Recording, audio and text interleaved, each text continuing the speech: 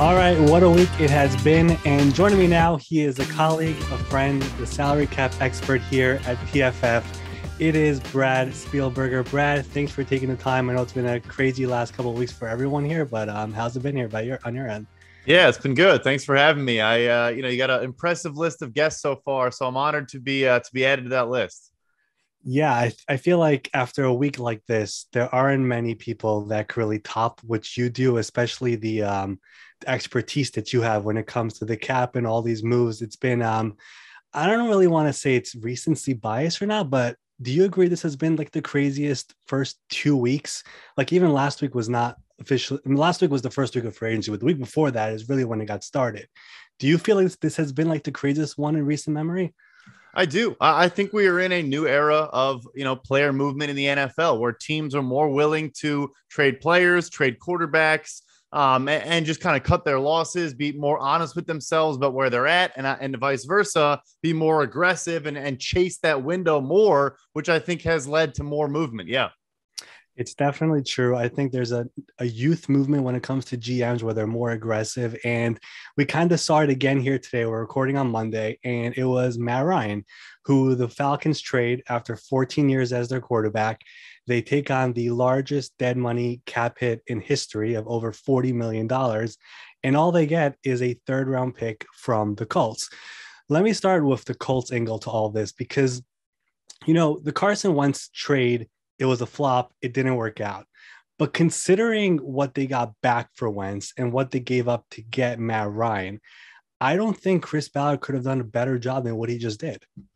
After that first trade, yeah, like if that's your starting point to today, I agree with you. You probably could not do much better. I mean, the most successful season he's had since Andrew Luck retired was that 1 year with Phillip Rivers. And I think this trade is kind of a similar move, getting a guy to kind of finish out his career, a storied career, in your building for the next couple of years. I'm with you 100%. Yeah, exactly. Like again, and we'll talk about Deshaun Watson later on, but it just shows how hard it is to find the franchise quarterback. And some teams just pull the trigger despite all the stuff that Watson has, which again, we'll get to in a second, but it just shows how hard it's been for the Colts ever since Luck retired, new starting quarterback in 5 or 6 straight years there. Matt Ryan comes in, Atlanta moves on. When it comes to the Falcons side of things, Terry Fontenot, Arthur Smith, this is their second year with that regime. And let's just say it, face it, they walked into a terrible situation cap-wise. It's a very tough situation. Last year, they traded Julio Jones. They got back a second-round pick. Looking at it now, they won that trade. They failed on getting Watson, which we'll talk about later. But they move on from Matt Ryan, who it sounds like he welcomed the idea of moving on. But what is the vision for the future of this team right now? It's a great question. And you say, he welcomed the move. I'm sure he did. But we have to remember last week it was reported that he restructured his contract and was planning to come back. I was able to put that information out. And then Ian Rappaport was also able to put that information out. So they clearly planned on keeping him at least as of a week ago. And it sounds like, maybe a little bit upset by how they approached the Deshaun Watson situation. It's interesting. They have the number 8 overall pick. If they do like one of the guys in this class, Malik Willis, Kenny Pickett, whoever, they maybe take that guy. And I think at number 43 as well, guy like Matt Corral out of Ole Miss, maybe if Desmond Ridder of Cincinnati falls that far, I'm not sure he will. But one of those guys, I think you have to pair a rookie with Marcus Mariota. I don't think you can just go into the year with only Marcus Mariota on your roster. Yeah, and we should mention Mariota signed today, 2-year deal, basically reunites with Arthur Smith, who they were together in Tennessee. Of course, he got benched for Ryan Tannehill, but they are now back together. But overall, when it comes to the Falcons in this roster, like you look at the division and it's really Tom Brady and then I don't know what else we got over there. Do you feel like they should be pushing to get a guy like a Landry or, all these other receivers that are out there? Or is it still let's push back again and then come back next year where I believe they're projected to have over 100 million in cap, if I'm not mistaken. All that money comes off the table. Do you feel like they should continue to push forward or take a step back again? I think they have to explore some of those secondary options. I mean, Kyle Pitts is a good young player and did play like an outside X wide receiver at times. But at the end of the day, he's a second-year rookie, second-year tight end. And there's no one else to speak of in terms of pass catcher as receivers, as tight ends, anything. And it's not fair for any quarterback to do that to them and just give them no weapons. Yeah, I mean, their offseason's been tough because they also went out and extended their left tackle and Jake Matthews to a big contract. He's now blocking for, Marcus Mariota and who else knows. And with the Ridley suspension and all that, it really is just Kyle Pitts by himself. So I think they need to be willing to add a secondary option just to be, near league average, in terms of who they can throw the ball to. Right. They've signed Damian Williams so far. I think their top receiver right now is Zacchaeus, who got back on an RFA tender. So yeah, they do have to make some more moves there. Again, when Fontenot got there, the cap situation was a disaster. Arthur Smith with last year, Cordell Patterson is back there. He found some magic with him, but it's a very tough situation. And it looks like they'll need one more year before they start to fully build this thing back up. Brad, I'm not someone who puts out that many opinions on Twitter. I rarely do, but I did today when it comes to Washington and what they did to get Carson Wentz. Even if you really want Carson Wentz, looking at how many quarterbacks have become available from Baker to Matt Ryan to the free agents still out there to the draft, what they gave up to get him and taking on the contract, it's pretty obvious they overpaid to get him out of desperation. Looking back at it now, are you with me on this? Because a lot of Washington fans were a bit not happy with that tweet.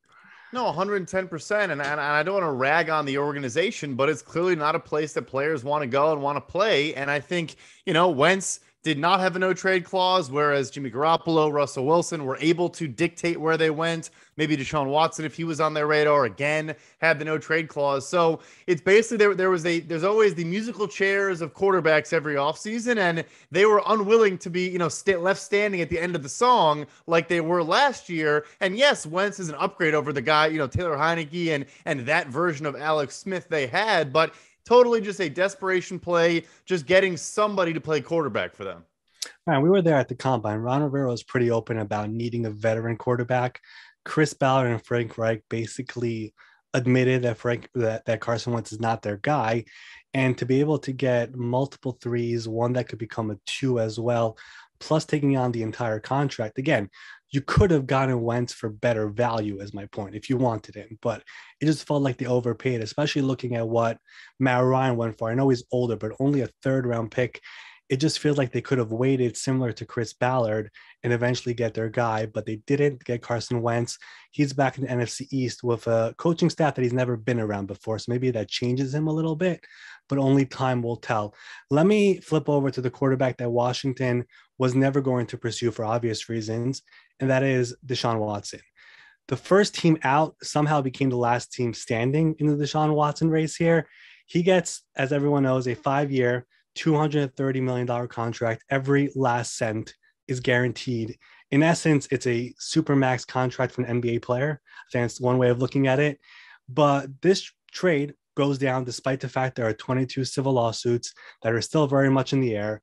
And my initial reaction was basically, it's just a confirmation of what we already knew. It's a team is always going to give up whatever it takes. They'll move heaven and earth to go get a quarterback who is elite, who could win. It doesn't matter what goes on off the field. If you have talent, if you could help us win, come on down. And I will say, the Watson news to me was the biggest shocker I've had this entire offseason, to the Browns specifically. Like the Adams move didn't really shock me. The Russell Wilson trade didn't shock me. I could have seen it coming. Him switching to the Browns actually shocked me.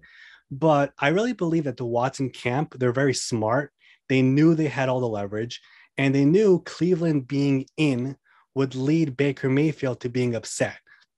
So my theory, and I want to hear you on this, is I believe they eliminated the Browns first, knowing that they were going to be the most aggressive, but they weren't all in all the way yet.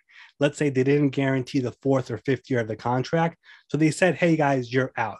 And by eliminating them, that made Andrew Berry and the Browns keep on pushing to get back in and eventually giving everything that they wanted. What do you think of that theory?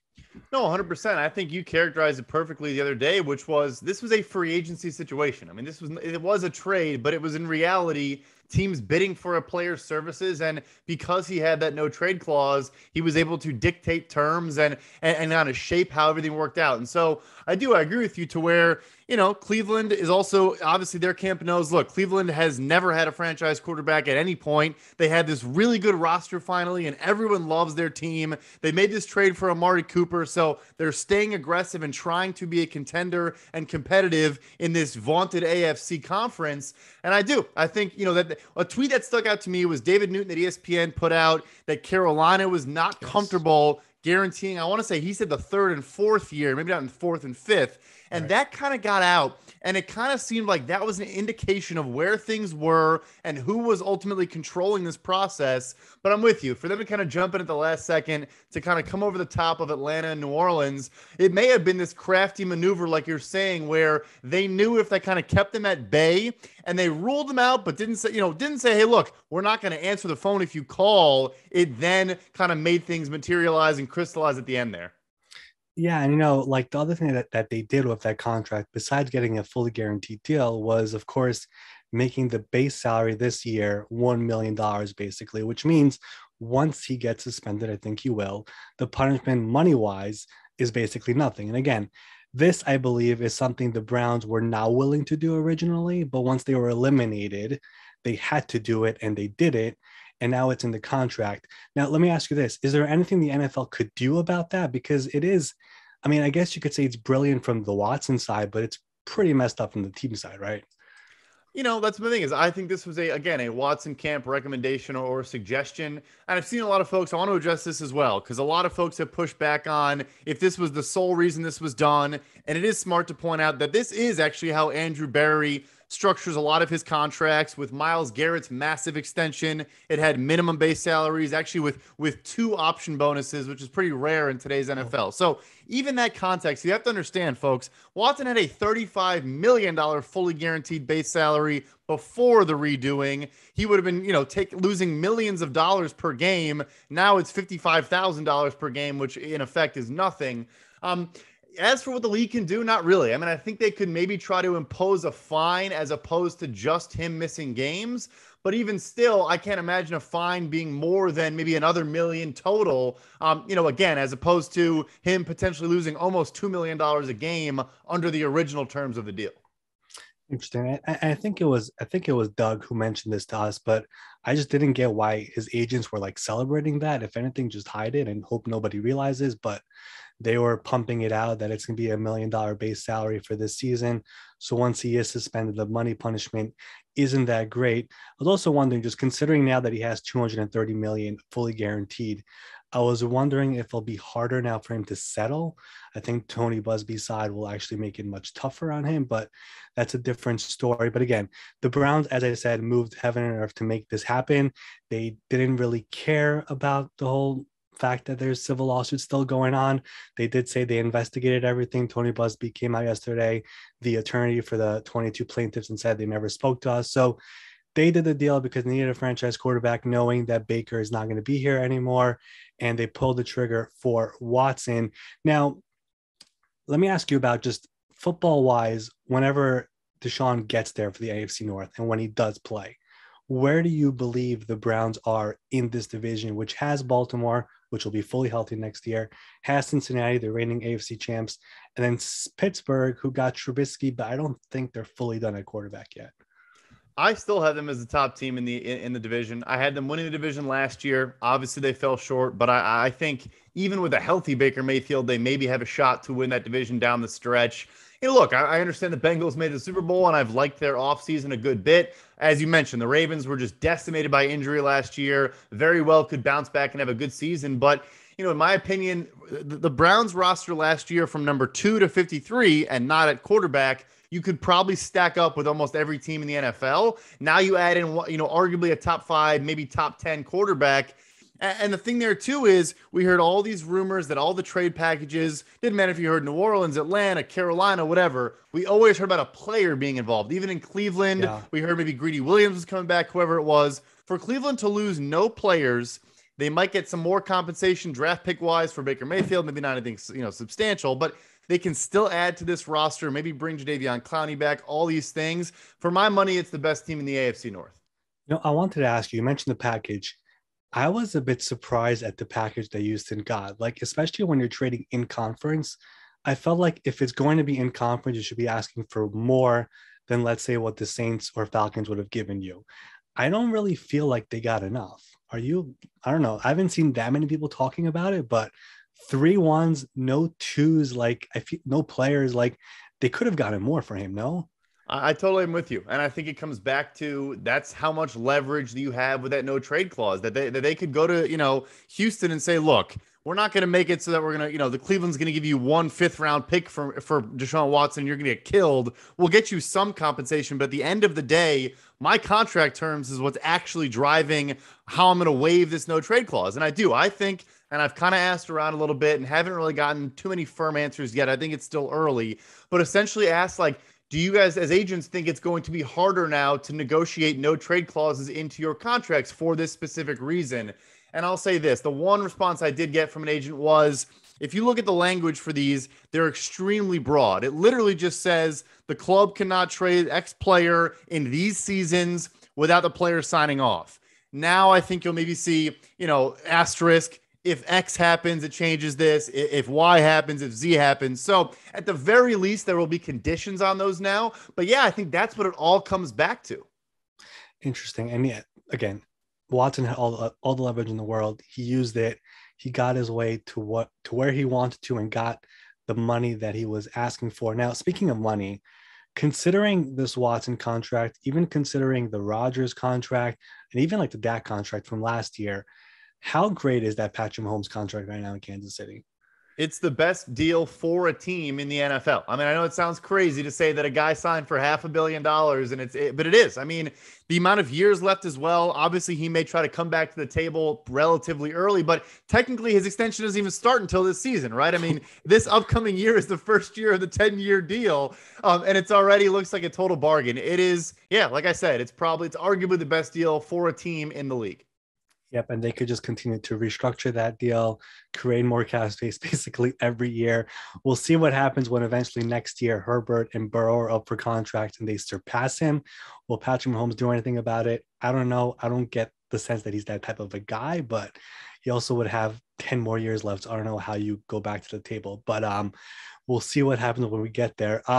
Let me go over to the quarterback who was in Cleveland, who still is in Cleveland, but won't be there for long. That is Baker Mayfield. And now that the Colts spot is taken by Matt Ryan, I kind of feel like the only possible destination is Seattle. Am I missing something here? Anybody else on your mind here for Baker Mayfield? No, I agree with you. I think I mentioned on our live show that they're now Carolina Panthers offensive coordinator Ben McAdoo called Baker Mayfield the QB6 back in 2018. Yeah. So I don't think he's a fan. I think Seattle could make sense. I do. I think they would explore it. At this point, the price would not be much, and they obviously have a ton of draft capital following the Russell Wilson deal. Yep, and it's probably worth mentioning that Baker is to the shorter side, similar to Russell Wilson. And it's probably also just worth mentioning. That's not the main point, but I do believe there were reports in 2018 that Seattle liked Baker Mayfield. And there was a report, which I didn't really buy at the time, but now that we're here, it actually makes sense that Seattle at least considered offering Russell Wilson to Cleveland for the number 1 overall pick. And the belief at the time was that it was either for Josh Allen or Baker Mayfield. So they do like him. They liked him at the draft. We heard about how much they love Drew Lock. I don't know if you can go into the season with Drew Lock as your guy. I could see a scenario where they do trade for Baker Mayfield and he goes in there at least to compete with Drew Lock. And you mentioned the Ben McAdoo thing. He told that to the New York Post after he was fired by the Giants. The Giants that year had the number 2 overall pick. They picked Saquon. They passed on a quarterback, which was a very big topic here in New York. And then he was fired that year, and they asked him about the quarterback class. And he openly just said that Baker was last on our list, even behind somebody who went in the 2nd or 3rd round. So I can't see that happening. We will mention that Carolina was at Kenny Pickett's pro day today. They do pick pretty high.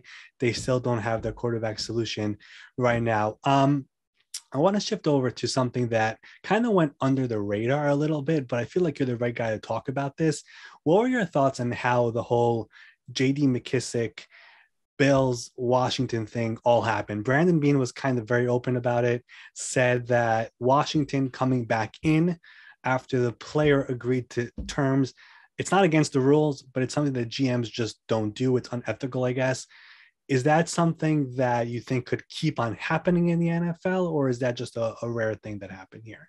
So there's 2 points here. I think first, the way he was very particular with the way he worded it was that the team didn't go back to the agents. He said the agents did a good job. They said we're done. What the team did was go back to JD McKissic directly, was at least what I gleaned from what Brandon Beane was saying, which if folks don't know, teams do this a lot. They try to circumvent talking to agents and will just reach out to the player directly and maybe say, hey, look, ignore what your agent's telling you. We have ABC, XYZ. So I think that was his larger issue, is they didn't sway an agent and the agent made some messy deal. He actually shouted them both out by name and said they were fair in their negotiation. That was part one. Part two is Brandon Beane is from that tree. Marty Hurney and him spent a lot of time together with the Carolina Panthers. Marty Hurney, of course, now is a senior personnel, whatever his title is, with Washington. One of the GMs along with Martin Mayhew. But so that, I think, is where it comes in as well, is that not that it's better to screw over someone you don't know, but this is a mentor of his that kind of pulled a maneuver on him. I think he was holding back some emotion and frustration in that press conference. He was. And it's interesting because what you mentioned is true. There are owners, I think probably Jerry Jones is known most for it, where he actually talks directly to the player instead of the agent to try to lure him back. He did it with Randy Gregory. He did it with Dak Prescott, but Dak's agent, Todd France, never allowed it to go anywhere, and they got a very strong deal. But in this case, it was basically he agreed to Buffalo, and then Washington went directly to the player, not the agent. And the agents here were Doug Henderson and CJ LeBoy. And he ended up getting to switch their minds. And they never made an offer originally. They just matched the offer after they found out what Buffalo's deal was. And that's where Buffalo got pretty upset. My question really was, do you think this could happen more often? Or is it just more of a thing that GMs understand once the deal is in place, don't touch it anymore? I think people are getting more brazen. I do. I think folks think they can get away with stuff like this. That note you added, I didn't know that they did not make an offer until they saw the reported media offer. And this is why I know a lot of teams get upset when these things get reported, because they're not signed when these things are getting reported. And so that information getting out there can then let Washington effectively match an offer sheet, so to speak. But yes, I do. I think this is it's not going to become rampant by any means. I think a lot of folks believe in the honor and the value of their word.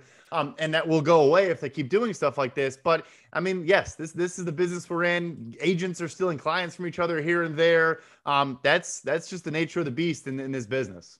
All right. And again, there is a respect level among GMs. I am surprised it doesn't happen more often, especially when the terms are out there and, it goes in the database, which all teams have access to. You could take a look at it. It's not signed yet. Maybe just add $1 million and get them to come to you, but it doesn't happen often. It did happen here. Brandon Beane said it will affect future business in Washington. That could have been a heat of a moment type of a comment, but we will see what happens later on this offseason if they ever have to talk again. League meetings, by the way, is coming up here next week, so they will bump into each other there. Let me shift over to the Davante Adams trade, a trade which happened when we were live during our free agency show. And I guess being able to digest it now after a few days, does Green Bay doing that make at least some sense to you based off the price and the age and all the contracts they have to fit into their cap and all the players they have? Jair Alexander's deal is coming up. Is there any way for you where you feel like it makes a little bit of sense, or they should have done this deal way long ago before the relationship got very rocky? It makes sense in a vacuum. Like, the issue I have, I say this a lot, is kind of like you don't want to be moving in two different directions as a club. Like, when people talk about your philosophy or your strategy, your approach, like if you want to go all in and spend a bunch of money and try to win, fine, do that. If you want to kind of, save some dollars and regress a little bit and focus on the future, do that. But don't kind of be pulling in both directions. And so, for them they find these two gems late in free agency last year in Devondre Campbell and Rasul Douglas on cheap 1-year flyers. You're now extending Campbell 5 years, $50 million, Rasul Douglas 3 years, $21 million, I think it is, with some upside as well. Like, you're then spending there, and you literally do not have a capable wide receiver. Like, with all due respect, like, you do not have a wide receiver on your roster. So look, in a vacuum though, 30-year-old wide receiver, you're getting a first and second round pick in this year's draft class, which is just below basically the actual non-exclusive franchise tender, where if Las Vegas signed him, they would have had to send 2 first-round picks. So just below that compensation, great compensation, all that. At the end of the day, though, as well, when you break down the Adams deal, it's really not as strong as the initial reporting either. And it's a deal that I would have done if I were the Green Bay Packers. It's basically a 3-year deal for $67.5 million. Don't get me wrong, still a very strong deal for a 30-year-old wide receiver, but we thought he was going to actually get that $28 million per year average. Again, for folks that don't know, generally cash flows, they do try to make it so your cash flow in the early years is as close to your overall per year average as possible. Obviously, there is some backloading going on, but I want to say he has $36 million salaries in the 4th and 5th season of this deal. The odds he sees that money is close to 0%. So I know I didn't really answer the question. It makes sense in a vacuum. It doesn't make sense after you give Aaron Rodgers a 3-year, $150 million deal, bring back all these defensive players, and then you're kind of trying to chase the Super Bowl and don't have a wide receiver. Yeah. So I guess the question comes for me now is, where does Green Bay go from here? Because again, we have so much talent that's switching from the NFC to the AFC. They are a favorite easily in the NFC right now, but the wide receiver room needs serious help. Where do you think they go from here? Who are some of the options they should look at? I think they need to explore a trade for an available wide receiver. And it's funny because now we're kind of going back and forth and teeter-tottering. But first name, one veteran that sticks out to me is Brandon Cooks down with the Houston Texans. I think there was a possibility that those two sides were trying to negotiate an extension kind of before the free agency period began. And perhaps now that some of these deals have come through, that has been complicated. And that is, his price tag may be higher than Houston is willing to spend. Look, all the guy does is get traded and put up 1,000 yards wherever he goes. So always, I think that is a viable option. And then if they want to take a shot in the dark on a rookie contract player, I think DK Metcalf in Seattle is a guy worth making a phone call about. I mean, first of all, John Schneider, the general manager in Seattle, spent a lot of time in Green Bay, so there's a connection there. But he also just strikes me as a player that I think they would be open to making available. Expressed some frustrations last year with a Hall of Fame quarterback. Now he has Drew Lock as his quarterback and probably looking for a big early extension. He's eligible for one now this offseason. Maybe he comes available. And if you're Green Bay, you might have to flip the first rounder that you just got. But, I would explore those things because it just doesn't make sense to me to, try to draft some players. They're not going to be impact players most likely this season. And you have no guarantee Rodgers is here, beyond 2022. Yep. And Metcalf is a player who is eligible for an extension this offseason. Him along with McLaurin, Deebo Samuel, AJ Brown, I think Tyreek Hill, Stephon Diggs are also looking for new deals. You mentioned the Adams deal where it's not realistically 28, but it's 3 years, 67, right? Do you believe that deal will affect those guys I just mentioned? I want to go back to Green Bay in a second, but all those guys who are eligible for an extension, do you believe now they're shooting for that? Because the Hopkins deal, really, nobody believed it was a real 27. But this one over here at 3 and 67 realistically, do all those guys now try to shoot for that deal as well? See, I think they're going to have to build off that, right? Like what he really did was just incrementally increase some of the past deals. So just like you said, Hopkins was actually viewed as kind of a 5-year deal for about $19 million per year. Right. Julio Jones, it was portrayed as a 3-year, $66 million extension. He did kind of have money left. And nevertheless, like it was really closer to $20 million per year. Davante Adams basically just kept that growth. So if I'm the Chiefs or the Bills with Tyreek Hill and Stephon Diggs, I'm probably happy when those terms came through. Those guys may ask for 25 or 26 million per year, but it would be a phony 25 or 26 million per year. Whereas I thought Adams may actually sign a deal where it was literally that number in the early years of the contract, and it's not. All right, that's why free agency is the best because you get all these numbers, and I love when fans overreact to it, and then you wait to actually see the real numbers. I think the best one that we saw was Juju's deal in Kansas City. What was it? It was 1 year, 3.5 guaranteed, and the rest are all incentives. But it was reported as 10.7, right? Is that what it was? Yes. It's fantastic. It's like if a trade goes down, it's like we're trading, I don't know, Blake Cashman for a first that only becomes a first if he has like 10,000 tackles or something. It's unbelievable. But agents do that to make themselves look good. Fans get fooled. It works on them, but It is what it is. It happens in free agency. Anyways, going back to Green Bay, the Aaron Rodgers deal, I want to quickly go over there for a second because we talked about it so much. I don't really know if the average fan fully understands what that contract is. Is he under contract for the next couple of years, or is this year to year right now? So the answer is both to make things more complicated. So no, look, it is a 3-year contract for, 150 million as it was portrayed. Basically what happens with option years is like the option has to be attached to something. So the options he has in 2023 and 2024 are tied to his base salary, where it's either a fully guaranteed base salary if they decline the option, or if they exercise it, then it gets pushed down the line as a signing bonus type mechanism. So the reason why you can call it year to year is he basically could, indicate he's going to retire or whatever may be. They'll decline that option, and then it won't kind of, like future years will go away. But even this year, I mean, he got a $40 million roster bonus, just for this season that does push down the line from a salary cap perspective. Long story short, it is a legitimate deal, but it was structured in a way that he's not trying to just kind of kill them. If he, let's say, retires after 2 seasons, there is a way to make the numbers a little bit more palatable. Got it. So, first of all, it's probably worth mentioning he knew that Davante Adams could possibly leave.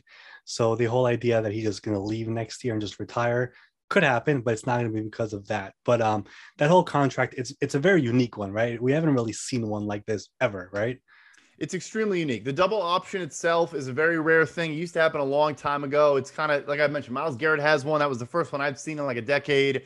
But also, even the beginning was $0 signing bonus and all in a roster bonus. Not to get into fully in the weeds, the reason they did that too is because you can't come after signing or roster bonus prorations. They could, let's say he retired, they could try to recoup money from him if it was a signing bonus. Because it's a roster bonus, they cannot do that. So every little machination of this deal is for a reason. I could already just picture like week 14, Aaron Rodgers press conference, just hinting at a possible retirement. Now I have to talk about this all over again. I could just see it happening already, but we'll see if we'll be talking about it again, but I could just picture it already. All right, let me wrap this up with a bit of a speed round. I've never done this before on the podcast, but a lot has happened. Don't want to talk too much, but let's wrap up with like 5 or 6 quick questions here.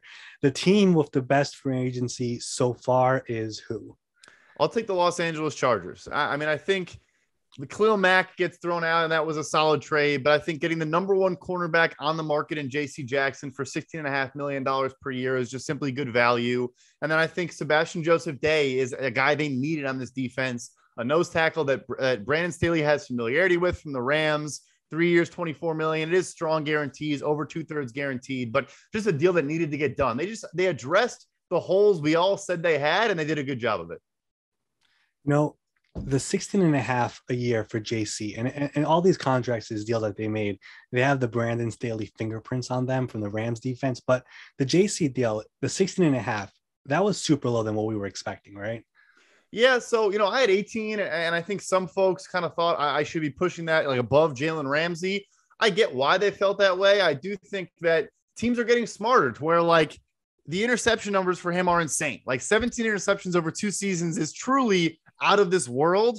I'm not saying he's not going to be a good interception guy going forward, but like, this is why PFF exists as a company, because of like trying to convince people like this is not replicable. Like this is not going to happen again. And so I think we are starting to see smart teams understand. Look, I mean, he's still a good player that deserves good money, but the Jalen Ramsey numbers came in because of interceptions, which are kind of fluky. Interesting. It was definitely one of the best offseason. I love what Cincinnati did as well with the offensive line. La'el Collins coming in yesterday to revamp that offensive line. All right, number 2. The best, I guess, value signing came where? Which player was the best value signing? So you mentioned Juju Smith-Schuster for 1 year, $3.25 million. I'll leave that one alone. I think it's funny. I think ironic when my answer is Michael Gallup with the Dallas Cowboys. He gets 5 years, $57.5 million, $11.5 million per year, which in hindsight, now that we've seen some of the deals that have come through in free agency, the fact they got the deal done, I think the day before the opening, the legal tampering window began, if they waited 24 hours in that deal, I think they're paying a good bit more than what they ended up paying. I'm so with you. And in fact, they got 5 years is the other part about it, which is just tremendous. Again, more years on the deal, especially with the cap spiking very soon. Those years are basically non-guaranteed deals as well. So it's essentially team options. Dallas loves doing that. He did it with Tyron Smith. I think got, what was it, an 8-year deal? 8-year With deal. it. Yep. Still playing on it. Still playing on it. And that's what they do. I mean, it's just tremendous value if the player keeps on doing what he's always done. Number three, the team with, I guess, the most questionable offseason so far is who?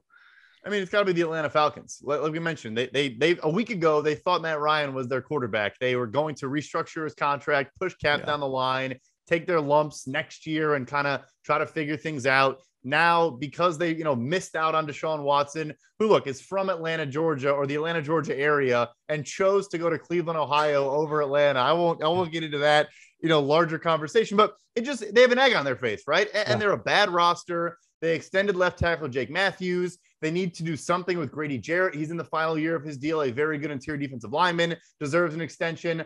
I mean, they're just a bad football team with not a lot of money to improve the football team.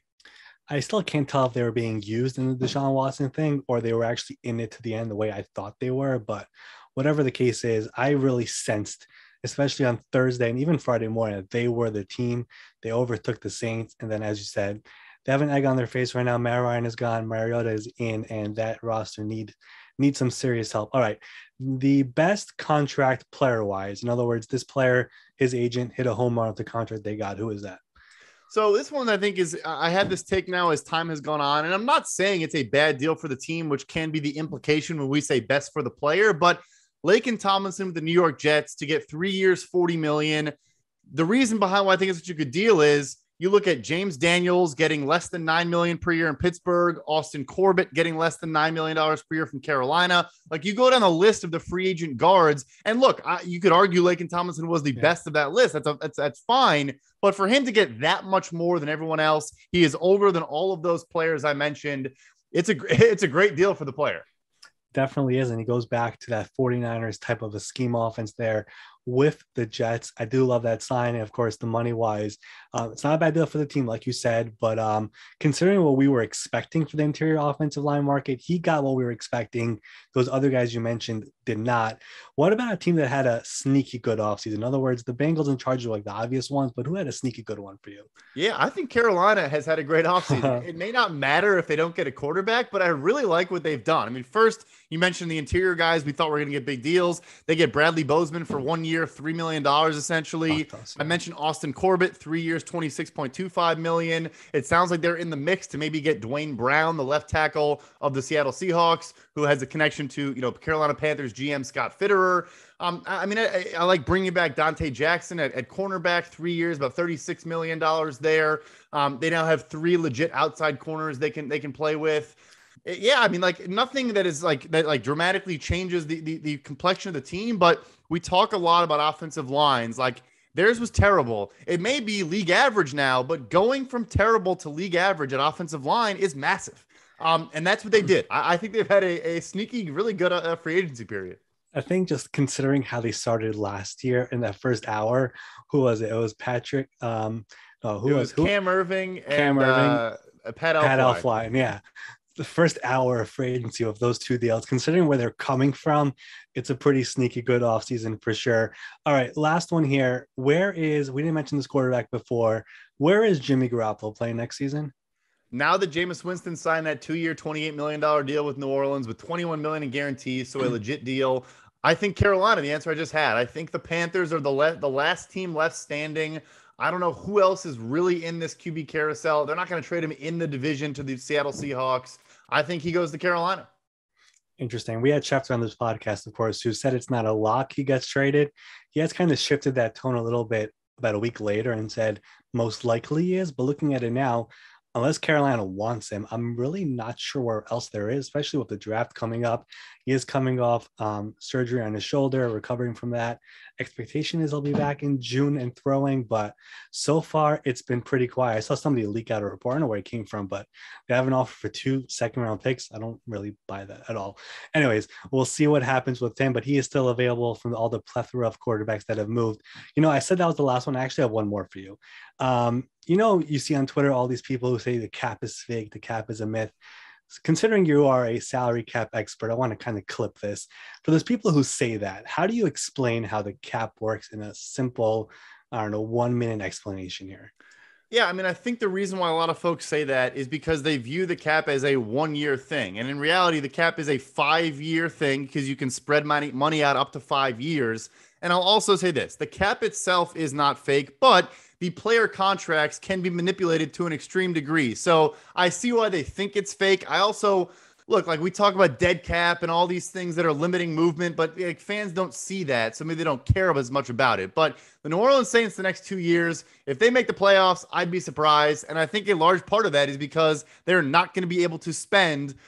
Could they clear enough cap and be compliant and have traded for Deshaun Watson? Yes, they could have done that.